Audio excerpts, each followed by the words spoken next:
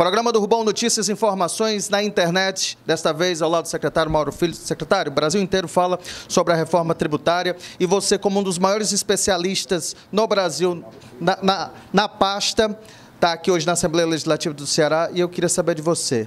Está tendo essa reforma? Existe essa reforma no Brasil?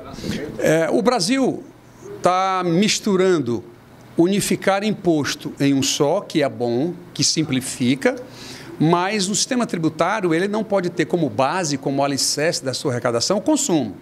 Você tem que pensar como tributar a renda, as grandes rendas que eu estou falando, tributar os grandes patrimônios, porque tributar só o consumo significa que você manterá o Brasil num dos sistemas mais regressivos do mundo. O que é um sistema regressivo?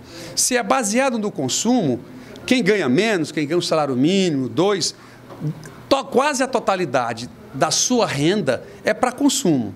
O rico não, ele já tem outras formas, ele consome até um determinado percentual da sua renda, depois ele faz outras coisas. Portanto, o menos favorecido no Brasil é o terceiro sistema tributário mais regressivo do mundo, ele centra aqui no consumo. Então, o pobre, o menos favorecido, paga mais imposto no Brasil do que o rico paga. Tanto o que está sendo discutido no Brasil, por enquanto, é somente fazer essa unificação de 3 impostos federais, o ICMS e o ISS. Mas esquece, na sua totalidade, como alterar contribuições maiores na renda. Por exemplo, quando um banco distribui dividendos para seus acionistas, um determinado banco, por exemplo, distribuiu 21 bilhões de reais, 3 pessoas físicas receberam 3 bilhões cada uma. Pagou nada de imposto de renda. E uma pessoa que ganha 3 mil reais está pagando lá muito dinheiro para poder... Por isso que se diz que é regressivo. Então,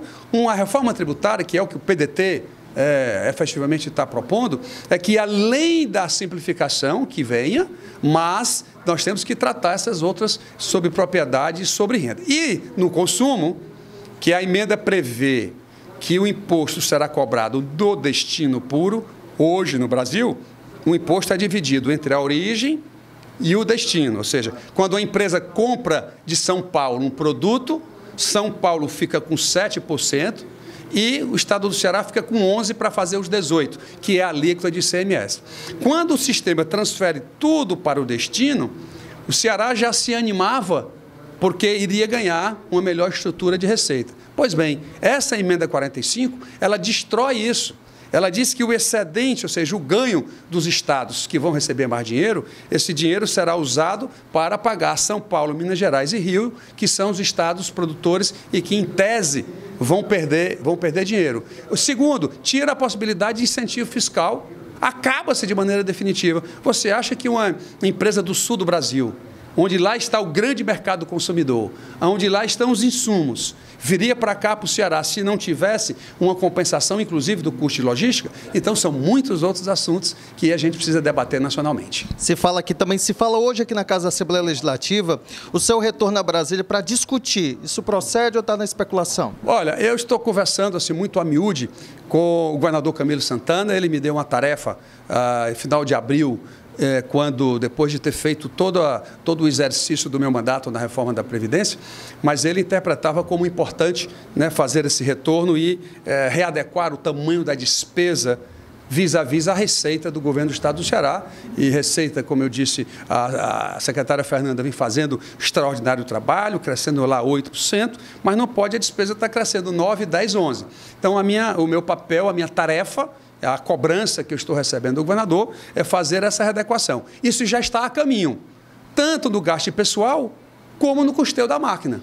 Também está sendo reduzido, readequado ao tamanho que o estado do Ceará comporta. Então, eu acho, estando a caminho, eu preciso, no retorno da sua viagem, conversar com ele para que a gente possa, portanto, pedir essa licença temporária. A gente vai lá, depois podemos até retornar sem nenhum problema, mas discutir a reforma tributária também é muito relevante para o país. Na primeira reforma, você foi chamado pelos representantes do governo dessa. Teve alguma oportunidade de ser chamado? E outra pergunta seria a criação ou o retorno do imposto que o PDT propôs fazer essa taxação para quem ganha muito, não para quem ganha pouco. Essa é a essência que nós discutimos, inclusive, na campanha presidencial do presidente Ciro. a nossa estrutura tributária era exatamente dotar o Estado de uma maior justiça. Então, o imposto sobre patrimônio, que no Brasil é até 8%, o imposto sobre heranças, por exemplo, nos Estados Unidos, que é o país mais capitalista do mundo, lá a mínima é 20%, só para você ter uma ideia. Então, esses adicionais de acréscimo serão compensados com as reduções do imposto sobre consumo, ou seja, tirar de quem pode e abaixar a alíquota de quem ganha menos. Então, essa é a essência que a gente precisa discutir nacionalmente. O PDT vai fazer essa discussão, porque acreditamos que isso é um momento muito relevante. Na Previdência, toda a equipe do ministro Paulo Guedes e o próprio secretário de Previdência, Rogério Marinho, nós tivemos permanentemente em discussão, procurando contribuir com esse tema, mas acabei, ao final da votação, voltando ao estado do Ceará. E agora, eu acho que é interessante, né, o Brasil discutir essa tese que estou levantando nacionalmente, de não ficar só nessa história assim, que imposto, que as pessoas pensam, junta 5 e fica 1, pensa que vai diminuir o imposto. Não tem nada de diminuição. Pelo contrário, no setor de serviços, isso precisa ficar claro para a grande audiência que seu programa tem aí nas redes sociais. O serviço vai ter a sua alíquota aumentada de 5% para 25%. Então, precisa ter cuidado também. Qual o impacto da reforma em cima do setor de serviço, como é um restaurante, como é um hotel, como são esses produtos, o cabeleireiro, lá da zona mais distante de Fortaleza. Isso vai gerar um problema muito grande. Principalmente para o nosso estado, que vive, na essência, a capital do serviço. O serviço hoje é mais voltado à Prefeitura de Fortaleza através do seu ISS. E o ICMS, este sim, que é a maior fonte de receita dos estados brasileiros. Esse imposto será agregado aos impostos federais, como também o ISS agregado aos impostos federais.